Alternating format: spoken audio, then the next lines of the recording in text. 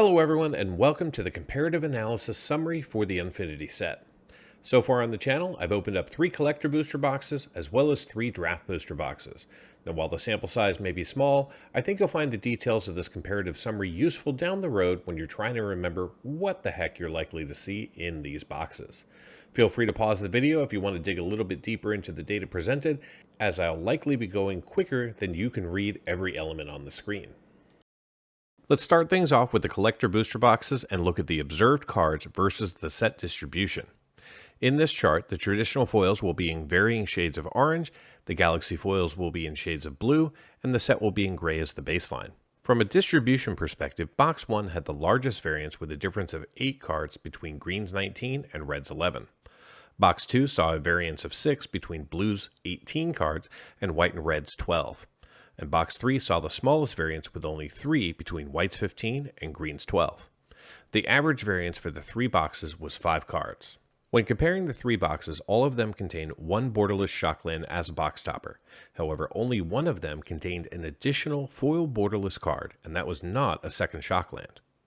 Moving into the galaxy foils, the variances were smaller, but so too were the number of cards in each box.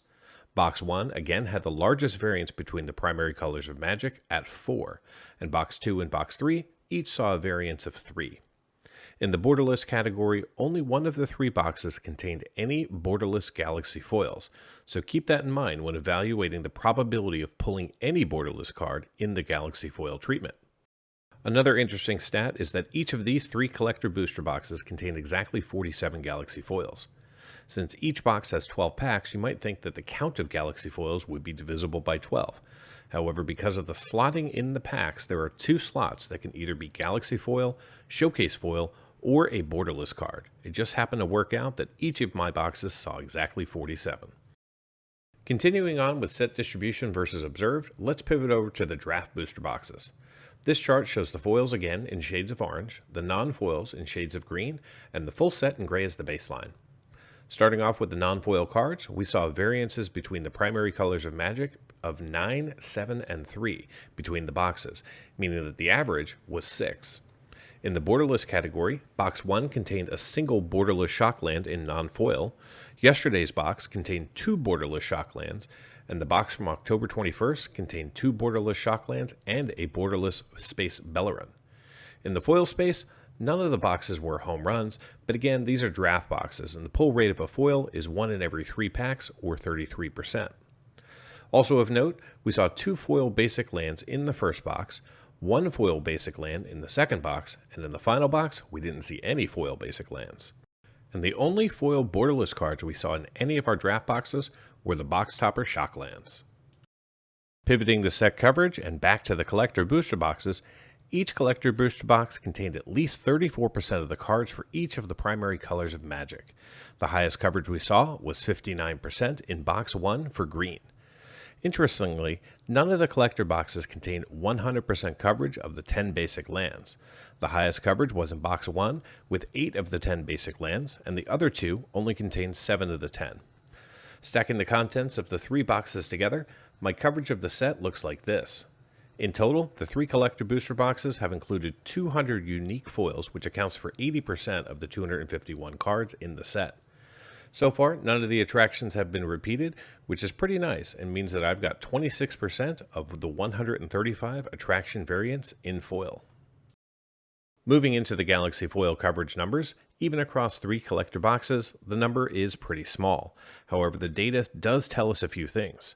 First, that a collector booster box should contain around 2 to 6 cards of each of the primary colors of Magic, and even though you will see 12 galaxy foil lands, it's unlikely that you'll see full coverage of the 10 basic lands in a single collector box. And as I mentioned previously, each one of my collector boxes thus far has contained 47 galaxy foils, which means that we've seen 141 total cards. And of those, 86 were unique, which means that these 3 booster boxes possess 34% of the 251 galaxy foil cards in the set. Moving back into the draft booster boxes and into the non-foil space, we can see lots and lots of coverage. After all, these are draft booster boxes. These 3 tables show the coverage of each box with coverage percentages of 90% or greater in green, 50 to 90% in yellow, and below 50% in red. As you can see, the primary areas of red are in Showcase and the Borderless categories. Surprisingly, despite the high coverage numbers, I do not yet have a full set. In fact, I only have 220 of the 251 cards in non-foil, which means that these boxes have provided 88% coverage of the set. And yes, despite opening 108 draft booster packs, I'm still missing a sticker sheet. In case you were wondering, it's number 36, the unassuming gelatinous serpent. In the foil space for the draft booster boxes, we've seen 33 unique foils for 13% coverage of the set. This was to be expected, again because the pull rate for a foil is only one card in every 33% of the packs, which means that on average we should be seeing 11 to 13 per draft booster box. Moving on to duplication. While there were repeat cards across the 3 collector booster boxes, there was almost no duplication within any of the individual collector boxes. Within the draft boxes, however, there was heavy duplication of commons and uncommons. And I thought you might want to see the level of duplication that you can expect if you were to open up 3 draft booster boxes for yourself. In my boxes, I saw 188 cards duplicated 1,041 times, giving the 3 draft booster boxes a duplication percentage of 64%. In these boxes, I obtained 79 playsets of common cards and 55 playsets of uncommon cards. Let's dive into the basic lands of Unfinity. The set contains a total of 30 variants of the 5 basic lands for Magic. There are 5 on-planet basic lands and 5 off-planet or outer space basic lands. Each set of 10 are available in non-foil, traditional foil, and galaxy foil. Collector booster boxes can only see the foil and galaxy foil, and draft boxes are limited to the non-foil and foil. Currently, the on-planet basic lands are desirable, but less so than the outer space lands, particularly due to their scarcity, but also because they just plain look nicer. In the boxes I opened, the numbers look like this. In the collector booster boxes, we saw an average of 9.7 on-planet foils per box, and an average of 2.3 outer space foils per box. In the galaxy foil space, we saw an average of 9.3 on-planet lands and an average of 2.7 outer space lands per box. In the draft booster boxes, we saw an average of 26.7 on-planet non-foil lands per box and an average of 7.7 of the outer space lands. In foil, we only saw an average of 0.7 on-planet lands per box and an average of 0.3 outer space foils per draft booster box. Both boxes are great options if you want to pick up some basic lands. The collector boxes should get you pretty close to 24 in total. If you get less, it's because you got a shock land, which is a good trade-off. The draft boxes should get you pretty close to 36 total basic lands. For price though, if you're just looking to stock up on some lands, draft boxes are the way to go at half price. Moving on to the shock lands. This set contains a total of 30 variants of the 10 shock lands, as these are available in non-foil, traditional foil, and galaxy foil. Just like the basic lands, collector booster boxes can only see the foil and galaxy foil variants, and the draft boxes are limited to the non-foil and foil. Every box of Unfinity contains a single box topper guaranteed to contain a foil shock land, so no matter which box type you choose, you're going to get at least one shock land. In one of my 3 collector booster boxes, I managed to pull a Galaxy Foil Stomping Ground, but in the other 2 boxes, the only shock land was the box topper. In all of the draft booster boxes, I was able to pull a non-foil shock land as well as the foil box topper, and in 2 of the 3 boxes, we saw an extra shock land. In total, these 6 boxes produced 1 Galaxy Foil shock land, 6 foil shock lands, and 5 non-foil shock lands. Before I summarize the value of these 6 boxes, let's take a quick look at the value of the cards in the Unfinity set as of November 6th. This chart shows all 251 standard cards, plus the 135 attraction variants and the 48 stickers in non-foil by dollar category. Currently, the only non-foil cards valued over $10 are the borderless shock lands. There are 2 cards valued between $5 and $10, and 13 cards valued between $1 and $5. The remaining 409 cards, if you include all the variants of attractions and the stickers, are valued under $1. Right now, the 251 standard cards, plus all the attractions and stickers in their non-foil form, have a total market value of $430.97.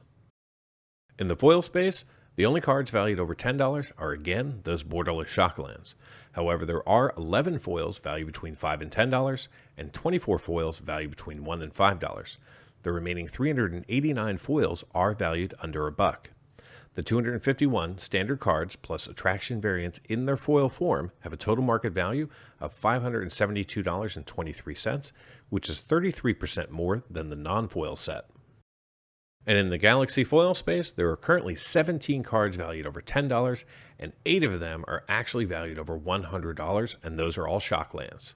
There are 10 cards valued between $5 and $10, and 50 cards valued between $1 and $5. The remaining 174 Galaxy foils are currently valued less than $1. If you were to add up all 251 Galaxy foils, they have a market price value of $1,583.58, which is 2.7 times higher than the foil set and 3.7 times higher than the non-foil set. So was it worth $1,000? Or more accurately, $971.44 plus tax and shipping? I've adjusted the value of all 2,310 cards found in these 6 boxes to use the same prices rather than the prices of their box opening dates. This way we're comparing apples to apples. On average, I paid $226 for my 3 collector booster boxes and $97.22 for the 3 draft boxes. Yeah, it's a little bit high, but those were the prices when I purchased them. On average, the collector booster boxes contain $4.61 in tokens, and the draft boxes contain $12.18 in tokens and stickers. Only the draft boxes contain non-foils, and the 3 boxes averaged $147.34 in value thanks to the extra Shocklands and the high value of the Unfinity basic lands.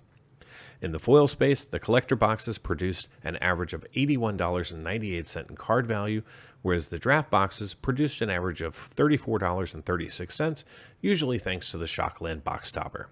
Only the collector booster boxes contain Galaxy foils, and on average, they contain $110.75 in card value. With the exception of the October 12th collector booster box, my experience with these hasn't been all that great, with an average return of only $197.34 per box. The average draft booster boxes, on the other hand, have consistently produced significantly more card value than the box price. On average, I lost $29.26 on each collector booster box, whereas I saw an average of $96.67 in additional value out of the draft boxes. In total, the $971.44 investment returned me $1,173.67 in card value, which means that I saw a gain of $202.23 over my spend and nets me a 21% return on investment, at least in paper or in cardboard. You get it. Right now, the draft boxes are a great value at $102 on TCG Player, but look around on the internet and at your local game store, and you'll likely find them for a lower price. The collector booster boxes, however, at $203 on TCG Player, are extremely high risk in my opinion. Only one of my 3 boxes produced more value than that, so if you can't find it for $175 or less, I don't think it's a good deal. Thank you so much for watching. I hope you enjoyed this comparative analysis into Unfinity. If you did, show me by clicking that thumbs up button, and while you're at it, why not subscribe to the channel so you don't miss any of the box and pack openings on the channel. Until next time, do something amazing.